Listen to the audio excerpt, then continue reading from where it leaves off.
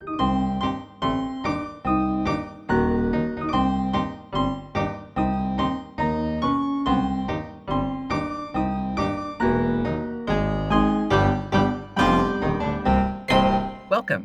to Finding Monster Right, the show about finding monsters, right? Correct.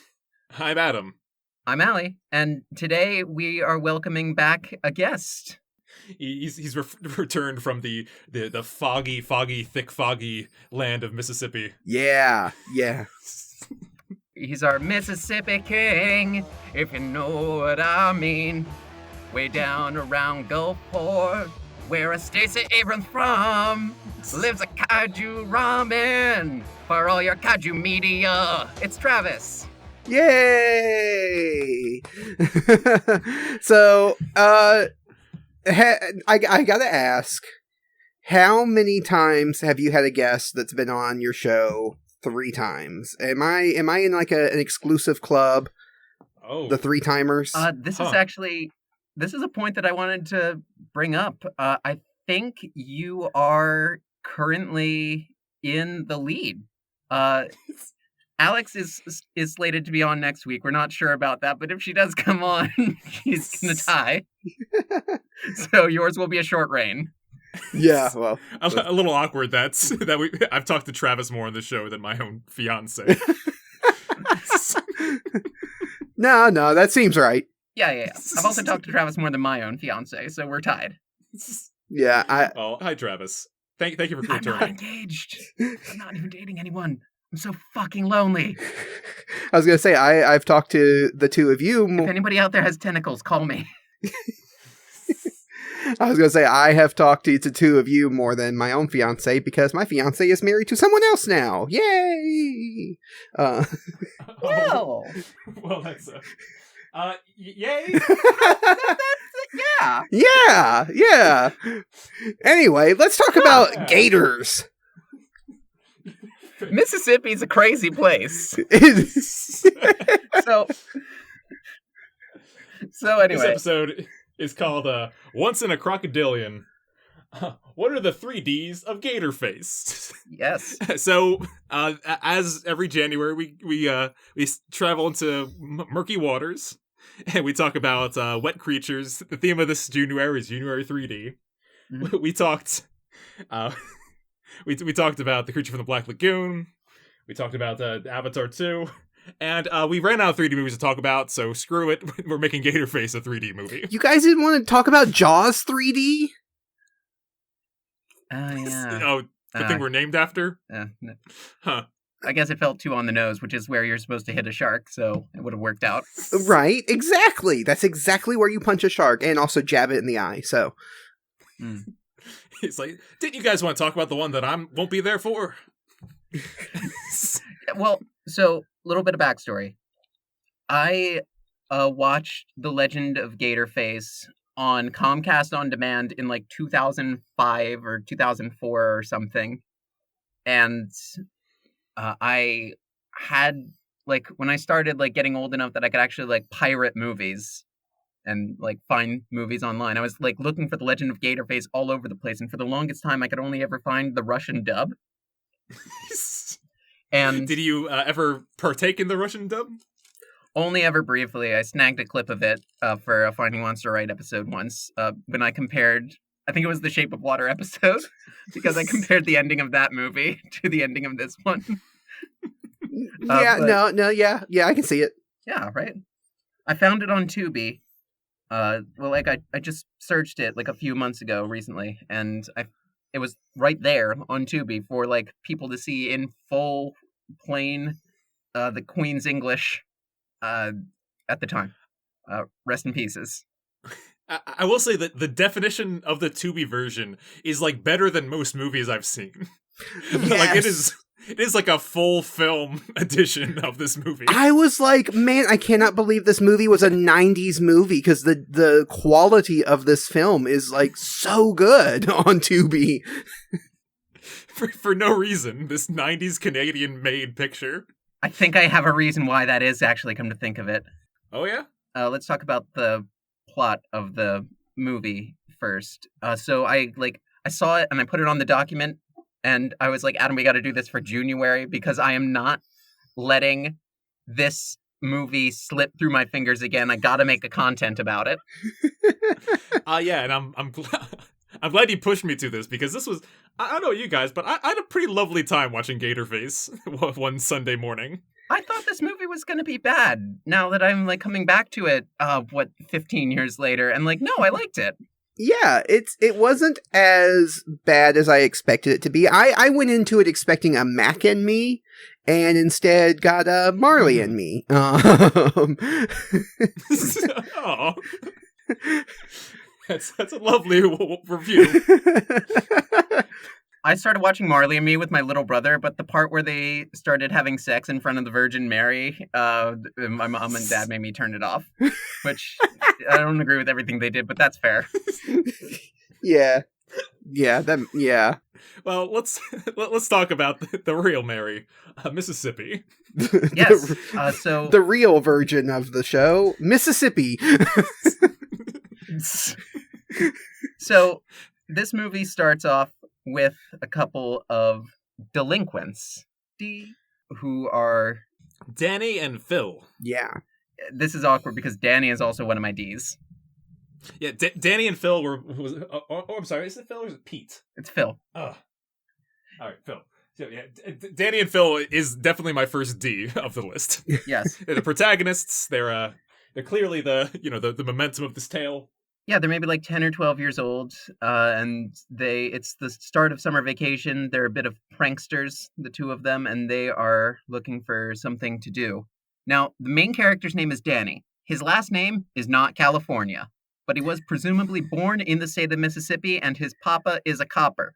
There's nothing to suggest that his mama was a hippie, but the way she and her husband kiss suggests that their relationship was built on some kind of spicy dynamic like that. It's a good kiss, is what I'm saying. So, like, yeah. The dad comes down the stairs with a gun to go out and hunt Gator Face with a posse, and they like kiss, and it's not like a quick peck, like go out and kill Gator Face, honey. It's like they go for it. It's full on snog. Oh yeah, that's a fucking pre-problematic J.K. Rowling snog right there. Right. That is a Miracle on 34th Street snog. So, okay, so I don't know if you guys wanted to do like a section of this episode that is me kind of talking about Mississippi, or if you wanted me to just kind of sprinkle it in as we're going through the plot. I think sprinkling sounds fair. And so this premise here, it's summer, they're in Mississippi. These boys, they got nothing to do. Right. They have specifically absolutely nothing to do. Now, really quick, Travis, were you born in the state of Mississippi? So I was not born in the state of Mississippi. I was born in the state of Alabama. I was born in Mobile, Alabama, which is, to be fair, like 30 minutes on the other side of the state line of Mississippi. And then when I was about 2 years old, I moved to Mississippi. So I've been in Mississippi for most of my life. Has your father ever worked in law enforcement? Quite the opposite. Sweet. So, Adam, would you count your own mother as a hippie? I would. She does yoga. I thought so. She has that energy, yeah. Okay, so... She does yoga. She's a hippie. Okay, so none of our names are any variation of Daniel. None of our surnames are Californian. None of us were born in Mississippi. None of our dads have ever been a cop. Adam is the only one with a Scoville rating on this podcast with a 1 out of 5. Well, Travis, is your mom a hippie? No. Well, okay, no. I mean, my mom did a lot of pot, so... That's a couple hippie points. That's gotta be as good as just doing yoga. I would say yes. No, but Adam's mom's got a whole vibe, though. Yeah. Adam, would you know my mom, your aunt? Yes. Imagine her smoking pot. That's insane. That never happened in any fucking Spider-Verse version of my mom. I cannot... Into the Donnaverse does not have a stoner Donna. No. That's like when you see that one in Spider-Verse, you run.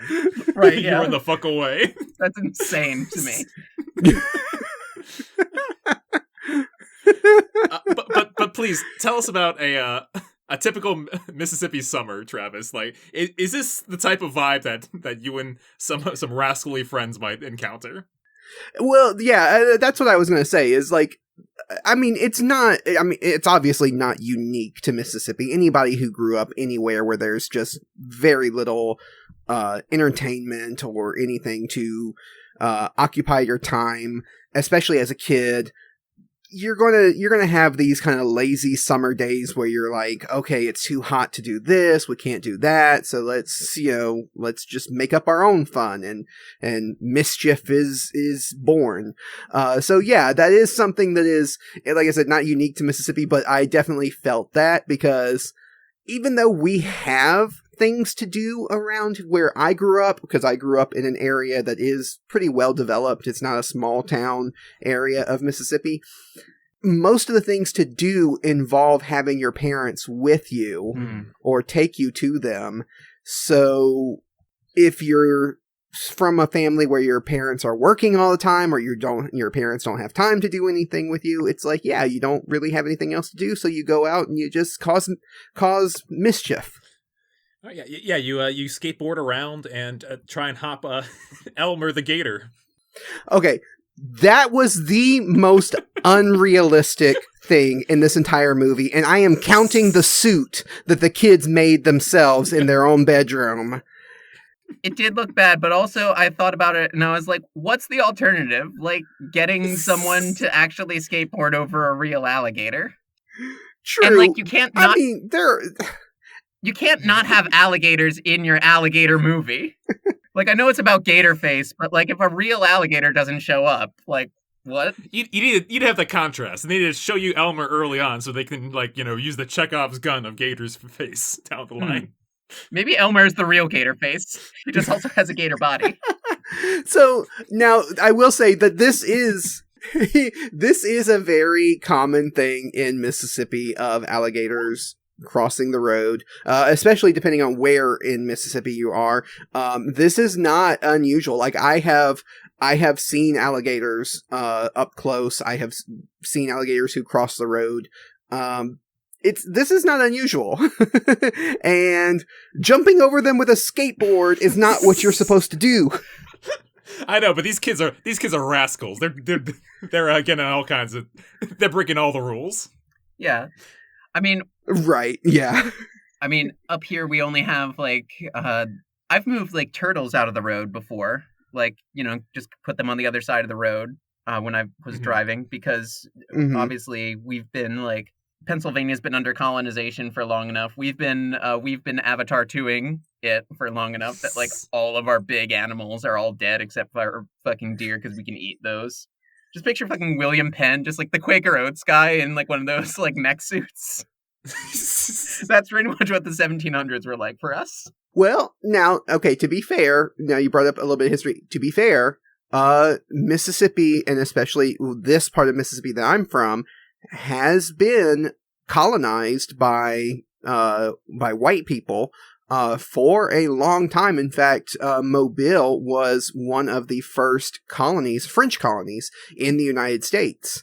My family actually has family history that goes all the way back to that first colony. But also, of course, just like the rest of the country, the Native Americans were here way before that.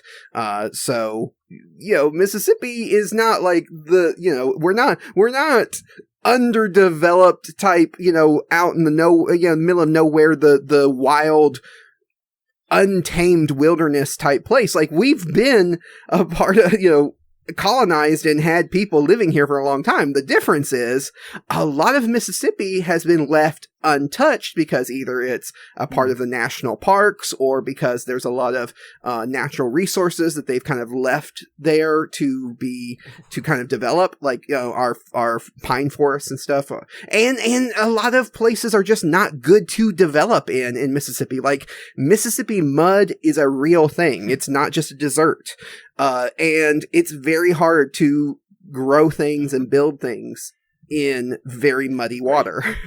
That's a good point, and thank you for calling me out on that, because it reminds me of a thing that I've heard it doesn't exactly apply in this case, but the sentiment that there's no such thing as an underdeveloped country, just an overexploited one. Yeah. Right. Yeah. Yeah. So yeah, Mississippi isn't, Mississippi is interesting because we do have, like, where I live, I'm on the coast, we have big cities, and even like the state capital obviously is a big city. But when you get towards the middle of the state, or especially if you head towards the Delta, which is the Mississippi Delta is right by the Mississippi River Valley. That's what that is. There's not quite as much development, and there's huge bits of forested land that are protected, and even just north of where I live is a big part of a national forest, the DeSoto National Forest. So there's a lot of Mississippi that is just wild woods and unclaimed or untouched land. But, there's also, big cities and everything like that, too. Now, you mentioned some natural resources that have been exploited. Is the magical, like Pocahontas fog included among that? We're putting the cart so far before the horse. That fog! We're putting the cart way before the horse, gang. So, okay. Yes. The inciting incident... Okay, so they go to their... Okay. Danny and Phil live in Vernon, Mississippi. There's nothing to do. It's summertime. They go to their friend Bob, played by Paul Winfield, and they talk to him about the swamp-dwelling creature known as Gator Face, who is part man, part alligator, and it gets very philosophical about it. So it also gets very He describes Gator Face as having green scales and blue eyes. Beautiful, graceful, almost gentlemanly. Okay.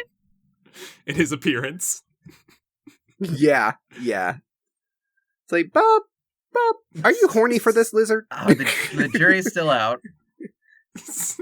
So they decide that after an encounter with the mayor's wife, who is a jerk, whose name is the mayor's wife, for the record. Yes. No, she does not. Pam Hyatt does not get a name in this movie. She's a jerk, and she threatens to take away Bob's dog or whatever. It's very Wizard of Oz. And Danny and Phil decide that they're going to take a wetsuit that was owned by... Excuse me, I get so broken up over wetsuits. Danny and Phil are going to modify a wetsuit that was owned by Danny's dick older brother. Is that a D? There's another D. That's a D. I figured one of these D's had to be Dick. And they're going to make a Gator Face costume and scare some people in it. Yeah, there you go. I wrote down when they were talking to Bob that they were drinking apple cider. Ooh, that's a D. Drinking. One of my D's, and it ties in with the mayor's wife, like you said. The character is unnamed. One of my D's is drawl. Do you know the word drawl?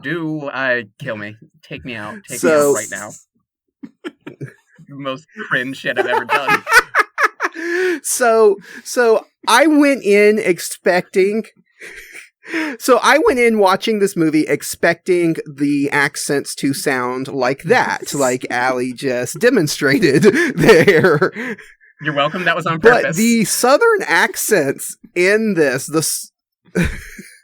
the southern accents in this movie were not actually that bad. The southern drawl was there, and even the three drunks who are obviously just there for comedic effect, and they are kind of stupid.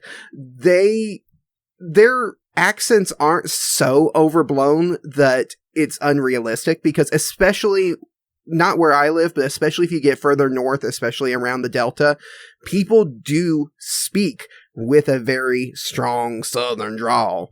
And there's a comedian from a long time ago who is from, I think he was from Yazoo City, Mississippi.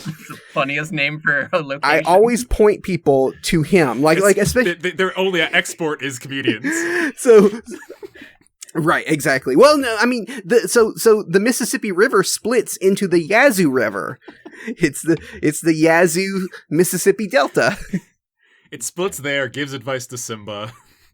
He gets trapped in the cage of bones. Yazoo, yeah, he's the little bird from Lion King, yes, obviously. But whenever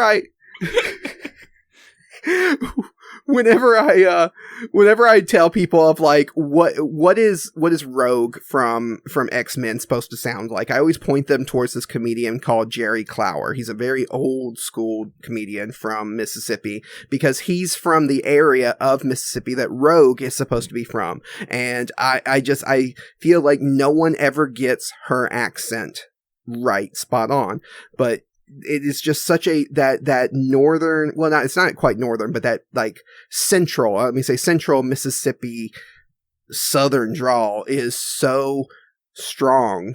And yeah, I expected a lot worse in this, but I will say the mayor's wife, because she's supposed to be a lot snootier, has a more what I might call an antebellum South accent, where she's like stuck in the past, where you know, people of certain color didn't vote, and we didn't like to share things with the commoners, you know, and the way, so that's how she talks, which is so fake sounding, and but obviously it's meant to be kind of exaggerated. Someone get her on the GOP ticket. She can make Senate. Yeah. Well, this is some real... Yeah. And what's funny is the actress is a voice actress. Like, she is a very prolific voice actress. If you look at her IMDb, she has done voice acting for a lot of video games, TV shows, a lot of anime, a lot of just movies, things like that. So she is a voice actress by trade. And so this was obviously a choice. This wasn't her doing a bad accent. She obviously knows how to do a voice, but this was... I think there was a little bit of that kind of like, because even the mayor himself is dressed kind of more antebellum with the bow tie and the kind of pinstripe suit and everything. So I think it was meant to be like, yeah, these are the old folks who are kind of stuck in the old South, and they want to keep things in the old ways. Yeah. I think you gotta kind of like it's a little cartoony because it's a kids movie, and I think if you're an actor and you get the role as an antagonist in a children's movie, you get to really like sink your teeth into it. Like, I know that your powers of retention are as wet as a warthog's backside. The worst part of that song, by the way. Why are we on such Lion King shit today? Dunno. All right. I do want to say that these scenes of Danny and Pete walking through the woods early in the movie, it just kind of like I was expecting the kid acting to be really shit in this, but they strike me as like real friends. Yeah. Like the acting is good. Yeah. The only part that I thought was a slip up, speaking of drawl, is John White playing Danny. This is a Canadian production. It does start with a thing that says like a production from the Ministry of Film, and he does let a few stories slip in there. Ooh, yeah.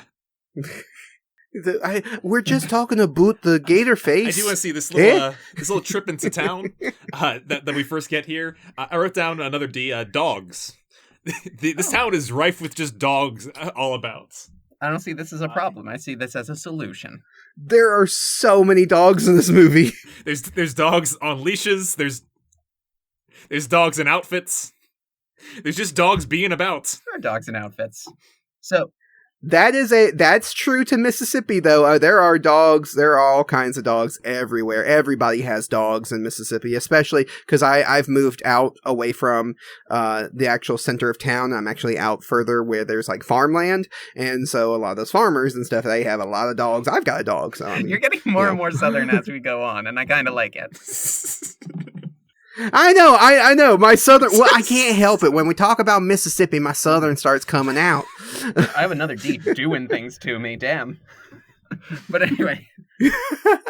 After scaring off most of the townsfolk, the pranks make national news, drawing the attention of the National Guard. How many times did this happen to you where you're just doing something and the National Guard shows up? Yeah. Yeah. And I like the factions that are at play when National Guard shows up. Because Danny's dad, dad's another D for us, is the sheriff in town, and he begins deputizing. Another one for you. All the regular townsfolk into catching this gator face. Yeah, and they get Yep. yet another connection to our two previous movies this month, but this absolute cartoon character of a military guy shows up. It's what, Commander Reese? He's got sunglasses. Commander Reese Quaritch. Yeah. He's chomping on a cigar. Commander Reese. He just shows up and it's like... But he has a softer side because he has a daughter who looks a lot like a young Jodie Foster, and it kind of made me maybe want to go shoot a president. Yeah, sorry. I actually liked Angel in this movie, the girl child. I don't think anybody's going to get that joke. You might want to cut that. Oh, yes. No, I actually do get that now.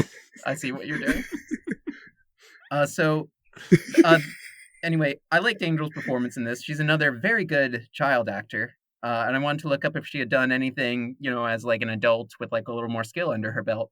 And that brings me to my next D. Dr. Reed? Is that Elliot from Scrubs? Nope. Sarah Chalke is from Canada, but she would have been about 10 years too old to play the role of Angel, the girl child in this movie. The actual actress is Charlotte Sullivan, who was really good in this and has been in stuff since then. She was in an episode of Winona Earp, which has really been on my radar for a while. Yeah, she's been in quite a few things. Cause I looked up everybody's IMDb as I was watching this because I need something to do while I'm watching. I can't just sit and stare at a screen for some reason. I also think I might have ADD. Mm-hmm. I started with the leads of the film, and I stopped because it started to get very sad. I'm like, oh no, they only did Canadian productions. That's not sad. Canada's great. I know, but it wasn't I was hoping they'd advance to some really big stuff. They became Are You Afraid of the Dark villains or what have you. Well, yeah. I mean, that's I think the most prolific, or the two most prolific people from this movie are the mayor and his wife. If you look at their IMDb, the mayor has been on quite a few things. I forget. He plays exclusively mayors. If you see a mayor in a movie, it's him. The mayor is Roger Dunn. Yeah. And the mayor's wife is Pam Hyatt. Yeah. Gordon Michael Woolvett, who plays the older brother, who plays Chip, who looks exactly like Matt Mercer. It's so weird. But he does have that vibe, doesn't he? Yeah. But he's his IMDb picture is him holding an award. I didn't look up what he was in, but I assume that's something. I guess that's a good point. Well, he moved on at one point from acting to directing and producing and DJing. Oh, is that a D? Yeah, DJ. Oh shit. So he's done quite a bit. Guys, I'm on the Wikipedia page. The music for Gator Face is by Joseph Williams, who is the lead vocalist of the band Toto and also the son of John Williams. Wow, I didn't know the lead singer of Toto was John Williams' son. Holy shit! How am I just finding that out now? Well, I also like that he's 62 years old too, so he's had a whole life of things, and in that life was apparently composing music for this Legend of Gator Face film. Well, you know what else he did? He also contributed to Lion King. Just saying. That might be okay. Hang on, that might be true. Let's check. Yeah, no, Lion King original movie soundtrack, 1994. Get the fuck out. Uh-huh. Okay, don't lie. Don't lie to me. Holy shit, he did. How much of us subconsciously heard this music in this movie and some Lion King echo resounded into the present? We're so stuck on Lion King. Something about Lion King. I'm gonna connect a dot here. Gonna take a lot to take me away from you. There's nothing that 100 men or more could ever do. Holy shit. Yeah, that dot scans. I don't know what happened there, but it sounded great. It's Jurassic Park. Any John Williams composition can line up with the lyrics to Toto songs. Oh man, maybe Joseph Williams is not the son of John Williams. Maybe he is John Williams. Reincarnated, age 60 years. All I wanna do in the middle of the night is hold you tight. I think you're onto something here.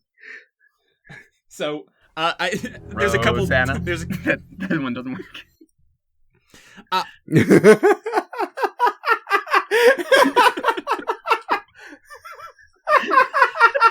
one got me. I don't know how that one got me. It's just the shark just swimming up menacingly. Rosanna. Rosanna. Rosanna, Rosanna, Rosanna, Rosanna. Lyrics that longer. There you go. You got your Jaws, Travis. You got your Jaws and June-uary 3D. There you go. All right. Yay! Jaws 3D. Flip it back to Gator Face here. There's a couple things I want to say about the town of Vern that I haven't said yet. Their first plan is to wear this Gator Face costume and they scare Bob. Bob brings like a Bigfoot like style footprint to the townsfolk, and the townsfolk are obsessed with Gator Face's dick. That's the way that they tease him. Like they keep saying like, oh, did you see his dick though? But using like, kid friendly terms. They really harp on that. Yeah, this is actually a better place for dick. Good call. Yeah. So yeah, I'll put that in there. Which is weird because if anybody knows anything about like lizard and reptile anatomy, Intimately, they don't have external. They don't have external genitalia. Like their genitalia is internal. I don't know if these townsfolk are portrayed as the learning type. they certainly don't know dick about. Yeah, no. That was another D I wanted to talk about. Portraying Southern people as dumb. Portraying dumb. Like, okay, to be fair, there are a lot of dumb people in the South. I'm not gonna say there's not. I was gonna say we talked about a giant spider eating Ron DeSantis, so like my stance on where Southern dumbness lies is very clear. It's only in some places. It's only in some places, but I mean, yeah. But people tend to think of the South as being uneducated and kind of dumb. But like NASA is in the South, and most of the astronauts that work for NASA are from the South. That's a good point. And in fact, the astronaut training camp where they have to go to train is in Alabama. So it's like, and not to mention Mississippi itself. Like Mississippi tends to be forgotten. It's a forgotten state. That's a lot of people don't think of it, or it's an afterthought. But William Faulkner, the writer who won a Nobel Prize, is from Mississippi. Did not know that about William Faulkner. Yeah, so we are not all idiots here in the South. Now, there are plenty of idiots here in the South. Some of them I'm related to, but... There are plenty of idiots in Pennsylvania, some of which you were related to. Yeah. I would say that the town is definitely... there's some dumbness across them, but there's definitely skepticalness. So the boys kind of up their game. They instead, like, now... tortures the drunks in town, and leap over them, steal some marshmallows around a campfire from them. This brings me to another D, actually. Diet. What do you got? He's diet. Bit of a seatbelt, everyone.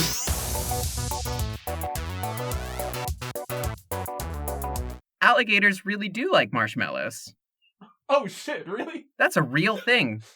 I'm pretty sure it's bad for them, though. It's like a duck bread situation. Or like a monkey banana situation. You can really do this with any food, with any animal that you don't know anything about. Yeah. Well, I think the thing about alligators is they're not the pickiest eaters. No, yeah, an alligator will eat anything. No, Adam's getting southern. Yeah, alligators tend to eat. It's just the southern is infecting everyone. I saw a gator the other day, and he just smacked up on my dog. Oh no! You can't have that. Can't have that. That was not on purpose. Them gators will eat anything. Oh god, I can't be Southern. I'm trans. They'll kill me. I gotta run. So I do want to say there are some amazing Southernisms like in a lot of the dialogue here. They would describe the drunks. They said, "You got two loose screws, and the rest of them are on the ground." That's a good one. Yeah, you got 2 screws loose, and the rest of them on the ground. It's really good. So I also want to say the campfire scene made me think like, oh man, thank God this is a kids movie, and these like local bumpkins aren't armed. Yeah, there are some guns in this movie. There's some guns in this movie, but I think the Canadian production is very good with like, okay, well they can't all have guns. Yeah, no, that is probably one of the least accurate things to Mississippi. These drunk idiots would have guns. Mm-hmm. Yeah, and there is maybe it is the Canadian like feeling more than the kids movie thing, but they do like start. A part of an arc of this movie is the brigade has to give up their guns in order to properly catch Gator Face. Yeah.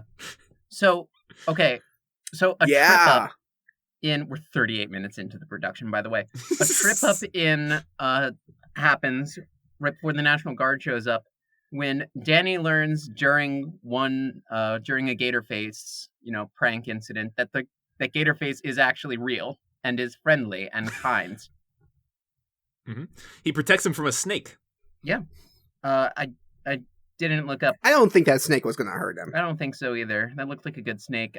It was some kind of colubrid. I didn't check if it was venomous or not because I was too distracted by the Gator Face. It looked like a king snake.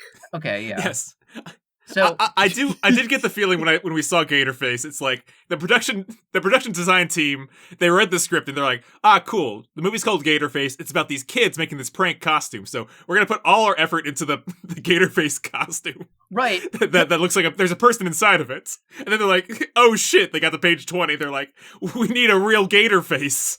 Yeah, well it's like when you write this movie, like you need to write like and the kids make a shitty costume, and that's like a way of like telling like the department like like that's the way of telling production like whole ass this actual Gator Face costume because like it's got to look real compared to the fake Gator Face costume. Yeah, and unfortunately on the real Gator Face costume, I didn't pick this up when I was a kid, of course, but that one like Tumblr post that's going around of like.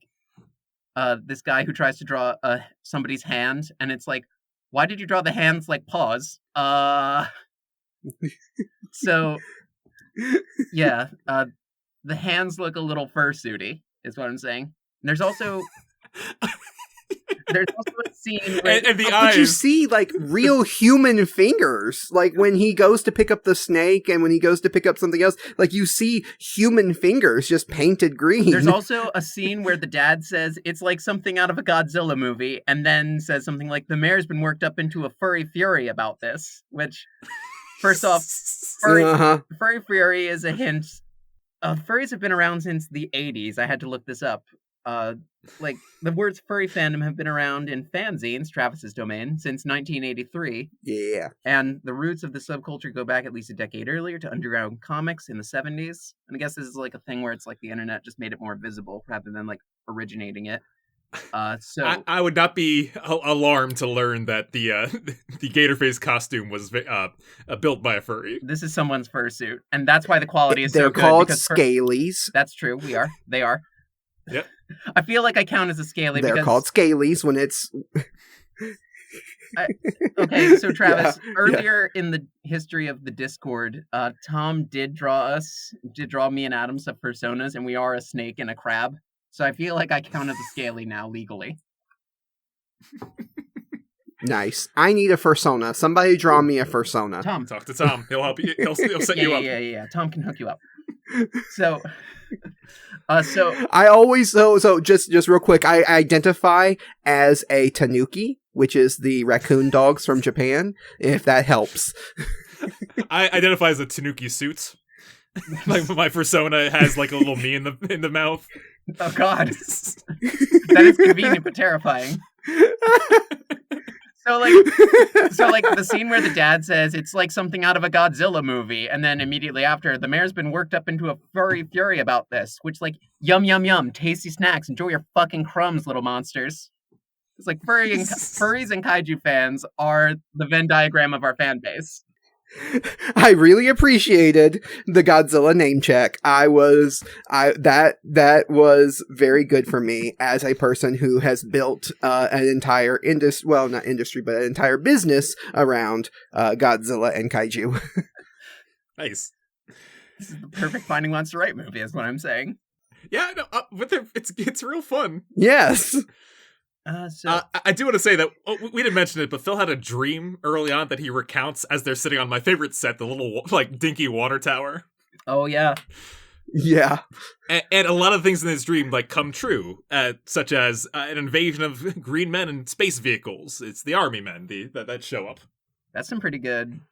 That's as good as anything Shakespeare ever wrote. Yeah. So we hopped around a bit here. Is there any like factors that we haven't talked about? We didn't mention Chip. Chip is Danny's older brother, who is kind of who calls him like butt face and gets him into trouble. He at one point he sees Danny fight Phil in the gator suit, and he tells the news, and he at some point in this movie dresses up like an army man and goes into one of their canisters and pulls out some serious artillery, a flare gun. Yep. Which is like, yeah, that's the gun. And like, yeah, he's like, yeah. Yep. So eventually all the kids learn that Gator Face is real, and they hatch a plan to reveal the Gator Face hoax as a hoax without revealing who it was, because they don't want to get in trouble for that. And they want to like throw people off the Gator and they Face want to protect. Yeah, they want to protect Gator Yeah, Face. they want to protect actual Gator Face. So the plan goes a little bit awry, and Chip shoots a flare gun at Danny, who is skateboarding while dressed in an alligator costume. The one visual from this movie I remember is from the climax where Danny is dressed as an alligator and skateboards over another larger alligator. Like, perfect movie, no notes. That's the Pacific Rim boat sword of Gator Face. Yeah, no, I was loving that moment there, because it's an arc too. At the beginning of the movie, he like was too scared to jump over Elmer. Yeah, and now he has to. And right. I was not expecting that to come back. So Danny ends up trapped in a barn, and the townsfolk think Gator Face is in there, so they set fire to the barn. And eventually, the real Gator Face saves Danny from the burning auction barn and lays him down. So it's not just the town people who burn the auction house down. It is the mayor's wife who has blood in her eyes. Like, she is ready to murder. Yeah, because they got her really good. She is so ready to just... Yeah. They got her good like twice. So she goes and... Oh man, I was just like, this woman went from being like hokey, silly villain to straight up Cruella de Vil, ready to murder puppies.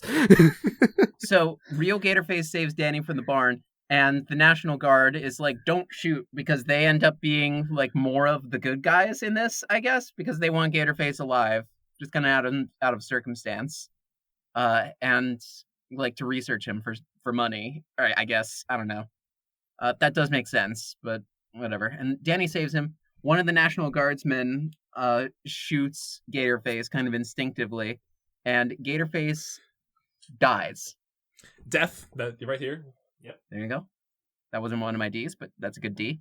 Yeah. And like the frogs start croaking, the flies start buzzing, the snakes start slithering, the magic fog rolls in, and like the cigar chomping guy goes like what the hell's going on? And then like Bob is like, it's the swamp, it's been called into action. And then Gator Face, Shape of Water style, heals and just kind of leaves. And my next D is denouement. Rises up like Jesus Christ himself. I think from the dead. There might be like a little ET bit where it's like, I'll never forget you, Gator Face. You gotta run now, Gator Face. And then Gator Face runs. And my next D is denouement, because this movie really needs one. Like, it just ends. It's yeah, it does. A real harsh ending. Tell us about the fog, Travis. Is this accurate to Mississippi? Okay, so If I was shot in Mississippi, would this happen to me? Do I have that vote of confidence? To live and die in Mississippi. Oh man, no. To live and die in Mississippi. No, no magical fogs. Not in the place where I live in Mississippi. Maybe I need to go further north to find the magical fog. It's just so, but not even the magical powers of the fog, but just the ever present, just overdone fog machine that they have in this movie. Like, yes, swamps are misty. Yes, there is fog in Mississippi because it is a very humid place, but it is not constantly just pouring into the streets the way that they are doing this in this movie.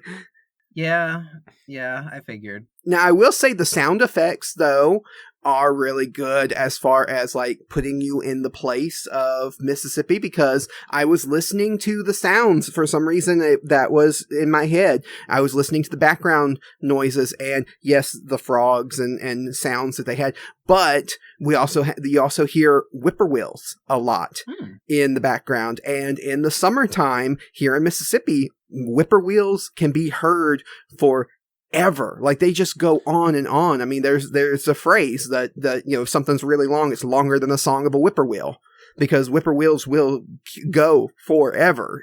And you can hear the cicadas in the background. The cicadas, just to me, it takes me to the South in the summertime. It was perfect, soundscaping. That's cool. Real quick, can you just drop into a bit more of a drawl and say one more thing about whippoorwills? Whippoorwills. There's a whippoorwill that lives across the street from my house, in the woods across the street from my house. There's a whippoorwill, and every summertime he builds a nest over there, and he starts a going, and I hear him every night. You can hear him inside the house. He gets so loud. Yeah, that'll do it. A+, great. Speaking of soundscape, true story. Worth noting, Gator Face does not talk in this film. No. I am is glad. There a voice that you guys... Is there a voice that you guys imagined Gator Face having? Because I have one. I'll be right here. Oh. All right, later, Daniel.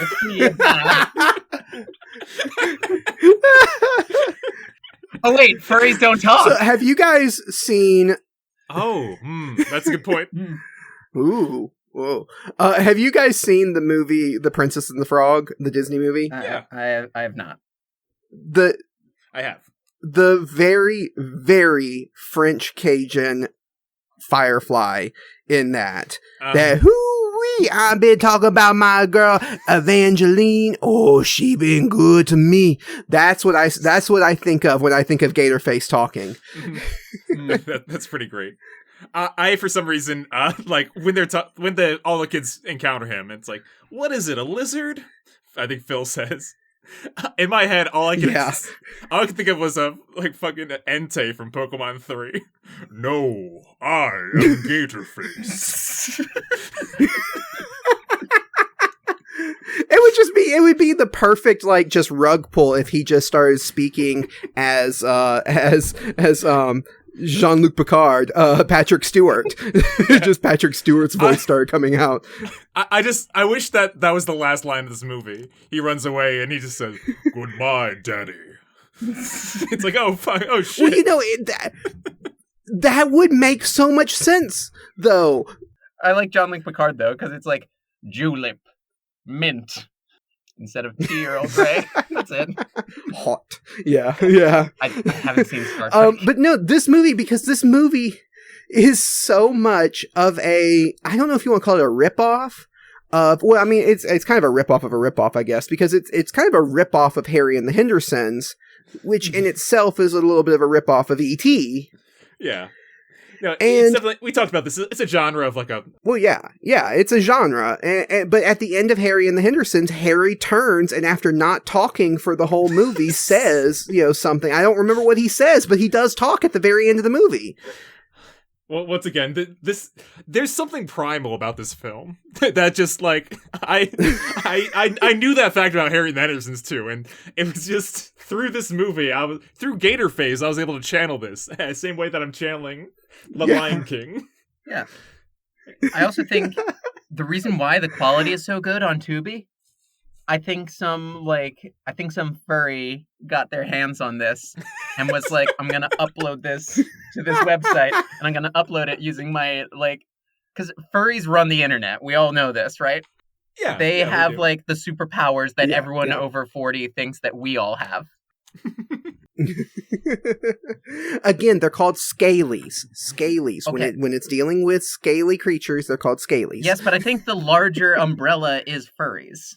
Yeah. Well, I just have to make the distinction because I run a magazine and website called Kaiju Weekly and Kaiju Ramen that there are some scalies that like in the kaiju community. I have to kind of be true to them. Fair enough. Yeah, no. I the Godzilla scaly community is wild. I'm just saying. That's the side. That's the camp to be in. You're scaly, but you also can shoot lasers. Like that's. Do they imagine Godzilla? Right. Okay. Do they imagine Godzilla as human sized or not? Because I think not is better for me. I think it depends on the individual scaly. That's fair. Because I've seen both. Anyway, I never got to say my. Don't try to put us in boxes, Allie. Right. So my favorite member of the town is the guy that runs the general store. His name is Pork Belly. That's the character's name. And Pork Belly. Throughout this movie, all he does is like serve up like hot dogs and cooking a pig, and he just a barbecue meat man. Pork Belly. I didn't remember Pork Belly, and the fact that you remember the meat man makes all the sense in the world to me. Yeah, we all have our specialties. Hey, Mississippi, I know that probably up north, things like St. Louis barbecue, Texas barbecue, and maybe even Memphis barbecue is a little bit more famous. But Mississippi has its own style of barbecue, and we take it very seriously down here. So I knew. I like this. This was true to Mississippi culture of having a big cookout and having a whole hog. Cause just north of where I live, there is a butcher shop that you can go and buy whole hogs and you can have a full hog barbecue. I think it would be easier for me to just buy a pig, like a living animal. All right. So, there is places you could do that too. In our little chat here, I'm going to drop all the D's that we've discovered across this journey. Yes, yeah. Okay. We have going through them. We have Danny and Phil drinking apple cider, drawl, drunks, dogs, dad, deputizing, Dr. Reed, DJing, dick obsessed town, dumb, diet, marshmallows.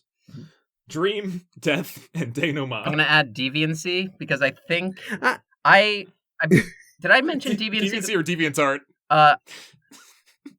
Yes, no. That's where all the scaly art is. I think it might be DeviantArt, but that was also one that I forgot if I mentioned that when I first talked about the furry thing. Mm-hmm. Okay, yeah, but that's all of them. And I didn't emphasize, but Mississippi Delta. Oh yeah. Is a D. Because I think that is where Vernon is supposed to be located, is in the Mississippi Delta. Okay. Delta Deviancy. That is my new DeviantArt account. Is Delta Deviancy. There you go. It's a Delta Burke. I'm a Delta Burke drag queen. Delta Deviancy. Nice. All right, so I think the best way to do this is everyone picks their 3. Okay. Let me see here. I kind of want to think out loud about it. Oh, please. Danny and Phil are the names of the protagonists, so that's pretty high up there. Drinking apple cider happens in one scene. Drawl, we can dish that. Drawl is pretty good, I think. It's not as good as Danny and Phil, but it's up there. Drunks, there's drunks in the movie. Dogs. There's dogs in the movie. I don't know if either of those two things are super relevant. Dad. There's a lot of freaking dogs. There was a military dog. There was a military dog, too. There's a weird, like, visual exchange between a local dog and a military dog. I'm like, they got, like, their own story going on here. Okay, dogs are one of the Yeah, Ds. like... All right, soft lock on dogs being one of the Ds, sure. Dads.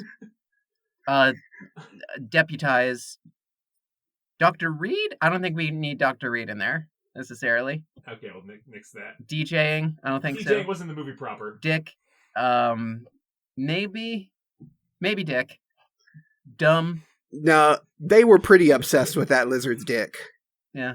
Diet? That's my favorite Herman Melville book. Maybe Dick. Dream, death, denouement, deviancy, delta. I'm gonna go with Danny, deviancy, delta. So I think those are the three. Although I will posit that we substitute delta for drawl, because I think that's a real bite of the South. Yeah. Okay.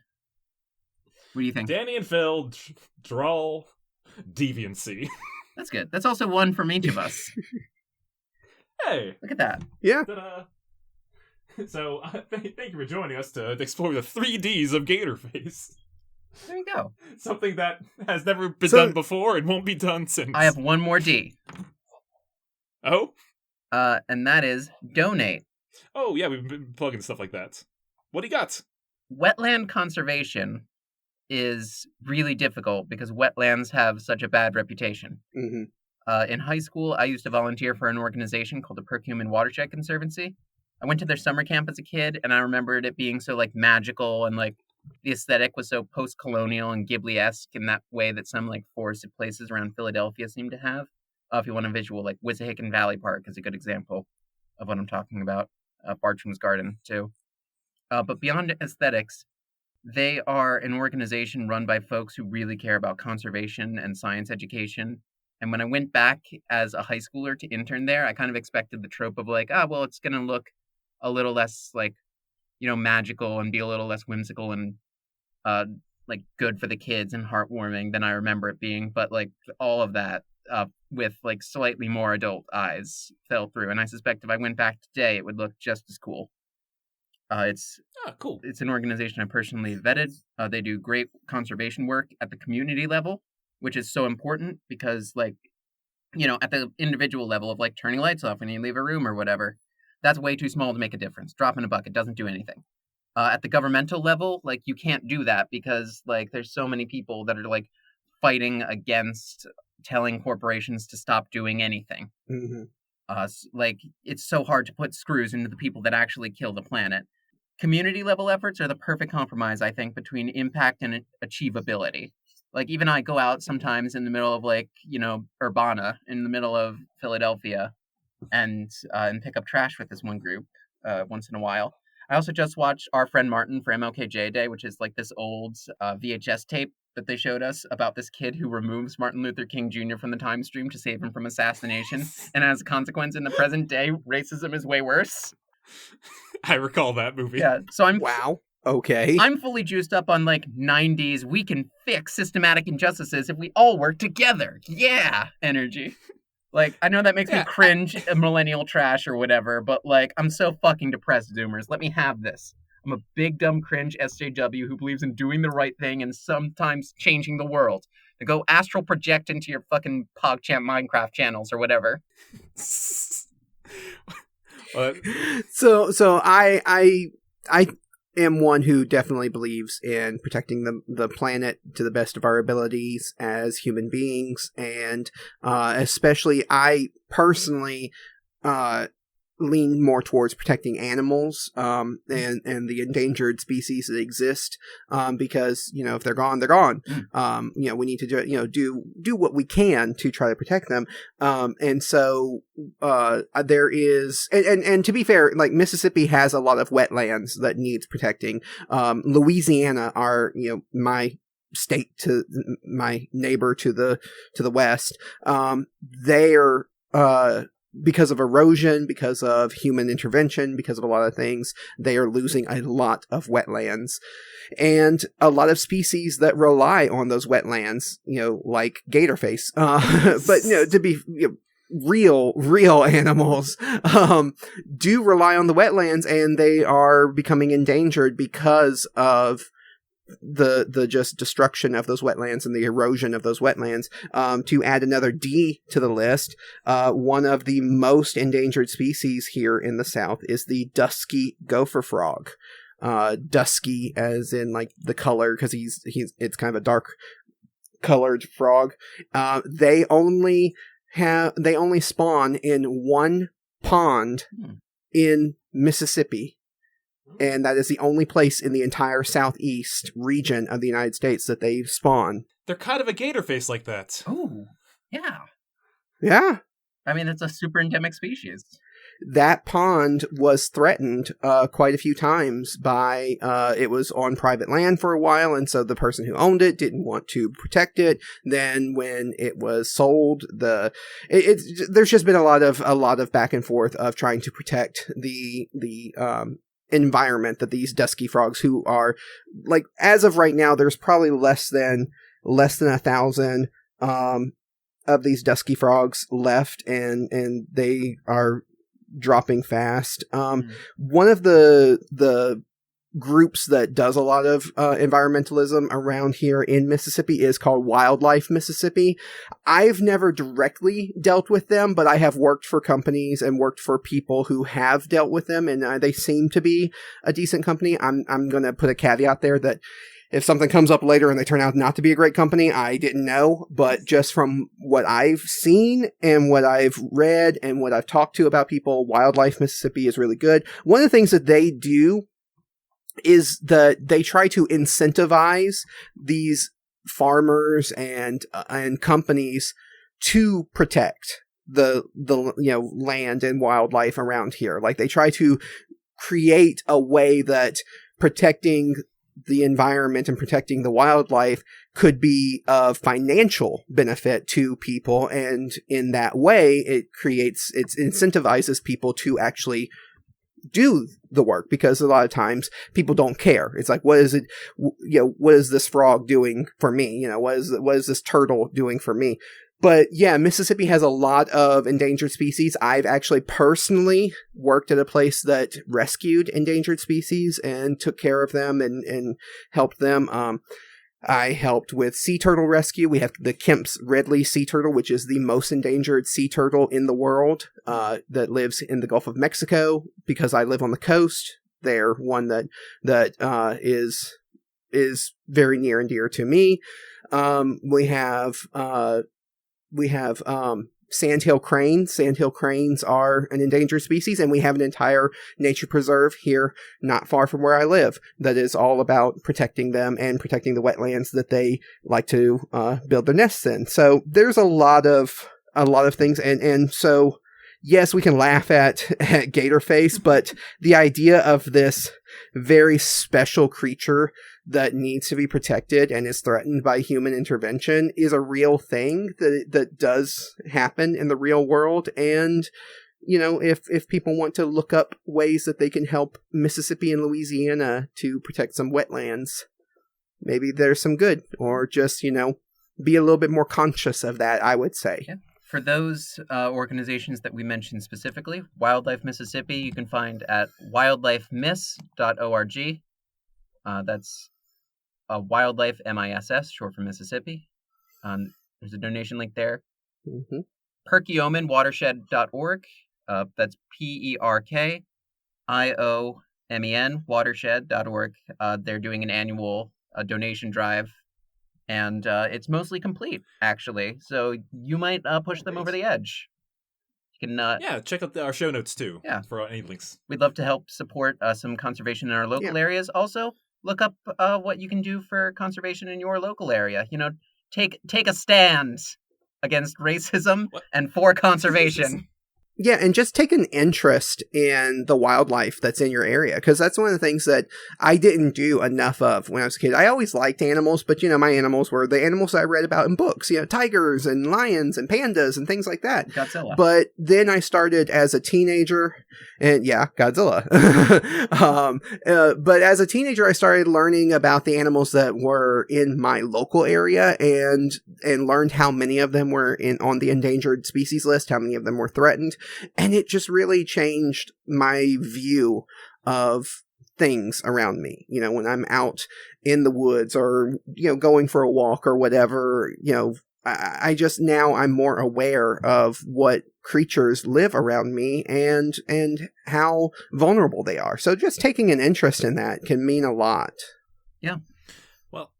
I just want to say that you guys have put me in the unfortunate position of now I have to be the heel of the podcast, and I have to say pollution is best. Oh no! Pollute your waters! Ruin the environment! Quick, Travis.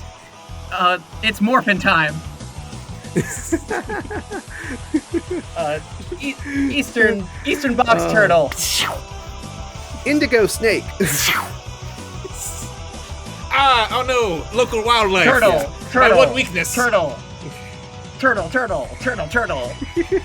say snake. Like you're punching somebody. Snake. The other order of business I have is, Allie, I think I've figured out how these June-uary movies come together. How so? So we start, we travel, we're kind of like traveling away from the 3D trend as we go through this. Thinking 3D goggles. Mm-hmm. Your modern 3D goggles, what do they look like? They look like regular 3D glasses. Yes, they're black. Yes. Like the creature from the Black Lagoon. Mm-hmm. This old black and white times, it's the past, it's the future, it's there.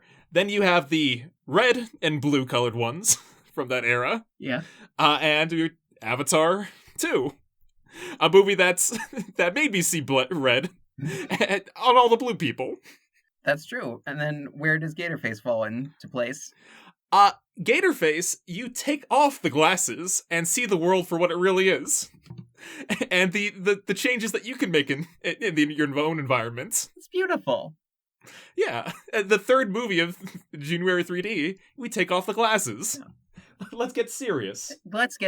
Hey, gang, save the planet together. We've had a lot of fun here with our wet monsters. Yeah, why don't we take Gator Face to the final rating place? Yeah. I gotta say, I love Gator Face. I love Gator Face. He's very fun. I wish he talked like Entei, but I like how infrequently he appears in the movie, and his little trills are neat. I think as far as like E.T. knockoffs go, he's pretty great. Gator Face, phone home. 8 out of 10 from me. I gotta say 10 out of 10 for this. I have truly nothing negative to say about Gator Face. 10 out of 10. You can be a hero too. Travis? I as far as ET knockoffs go, this was not the worst. I have seen a lot of really bad ones. Call me back when you want to talk about a gnome named Norm. Oh, okay.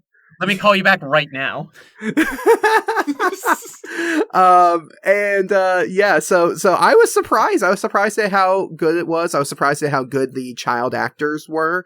And so, yeah, I'm going to give it 8 out of 10 because it was a very good movie and I really enjoyed it. And I sound like Ernest from Ernest Goes to Camp. I'm going to give it a 12 out of 10 because I'm going to give it 12 out of 10 because I think it's better than E.T. E.T. freaks me out, so... EDT. I watched E.T. a lot as a child. I don't enjoy it. I don't want to enjoy it. I don't like it. I also don't like E.T. Like okay, maybe we should all come back for an E.T. episode just to shit on E.T. for an hour. I have strong opinions about E.T., and you will not get me to shut up. All right, tune in, little monsters, for a follow-up to where we talk E.T. Travis, where can our listeners find you nowadays? You need to call me back to talk about the Rougarou, which is the real cryptid that lives down in Mississippi and Louisiana, and that is a true legend, unlike Gator Face, which is not a real thing. I'm sorry to say, in Mississippi. But no, I am no longer podcasting, so I can't tell you to go listen to me on a podcast, but I am the creative force behind Kaiju Ramen Media, along with some of my friends, Michael, who was my co-host on Kaiju Weekly, and Nathan Marchand, and a few other people who help us also. We do Kaiju-related content, so all your giant monsters and stuff. We, the flagship of Kaiju Ramen is Kaiju Ramen Magazine. It is a quarterly magazine that deals with kaiju related material and media. We also have a website that you can check out and find out all about Kaiju Ramen and the podcast that my friends do and everything that's related to it at kaijuramenmedia.com. All right. Well, and thank you for joining us for this Gator outing. A small part of me thought this would be like revenge for Digby, but no, it was actually a pretty good time to be had. Now, I forgot about Digby. Yeah, that makes one of us. Yeah. I cannot forget Digby. So, I have one more thing. It's the end of the month. It is the end of the month. We need to talk about our June-uary in review. Yes. Did we remember to talk enough about scarification? I don't think so. I don't think so. We really danced around it. When I first proposed that this was our monthly internet fanfic deemed AO3 tag of the month was scarification. When I first proposed this in Black Lagoon, I thought it would be a lot more like furry fanficky, where it's like claiming bites, you know, like take a bite to let the other females know that he's yours, that kind of thing. Yeah. But not the case. No, we talked about how No. Quaritch has like some scarification going on. Like in the first movie, he talks a lot about how like, you know, they could have his scars healed, but he likes it like that. Yeah, that's a lot of him. And this one is literally like he deals with the scars of his past. Yeah. Miscellaneous June-uary notes. James Cameron said some fucked up shit about the Lakota, which makes me... I'm just not going to watch any more Avatar movies, gang. Not about it. I have not heard that. He did. He said something like, if the Lakota had fought harder, their descendants wouldn't be in such a bad situation today. And everybody on the internet was like, sorry we didn't have fucking dragons, Jimmy. So, like, R.I.P. baby girl, but I'm not watching your movies. That is dangerously close to like the same stuff that Kanye has said about slavery. So if you are dancing so close to the kind of comments that Kanye has made, yeah, there's something going on there. As someone who has Native American heritage, whose grandmother was half Native American, is very proud of her Native American heritage. That's messed up. Yeah. I'm not going to watch these movies anymore. Look, the people on Reddit are all like, oh, I don't see what the big deal is. And I am not like a member of that group. I'm not really sure if I see what the big deal is about the comments, sure, but not about the movie itself. But all I know is on one side is a bunch of fucking Redditors and a giant corporation. And on the other side is a bunch of Native Americans who are fighting for their rights. And for some reason, I feel like I know whose side I should be on. So you watched the movies and got the instructions on who you should fight. Yeah. 2 more points.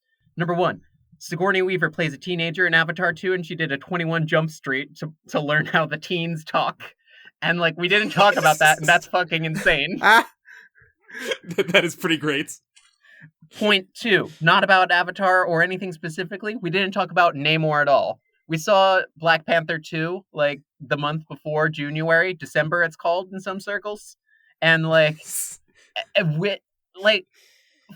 folks, Namor, though. Like, I know Marvel superheroes aren't allowed to fuck, but, like, he comes out of the water with the music, and, like, damn. Mm-hmm. I made a meme when the trailer came out of him coming out of the water like that, and I sent it to some of the people, some of my friends. I was like, the fish man she tells you not to worry about, and then the you was the fish man from Shape of Water. There you go. Well, okay, that about wraps everything up. So, thank you for joining us for another glorious June-uary. Next time, we're getting romantic. He was a gator boy. She said, "See you later, boy." We can keep going.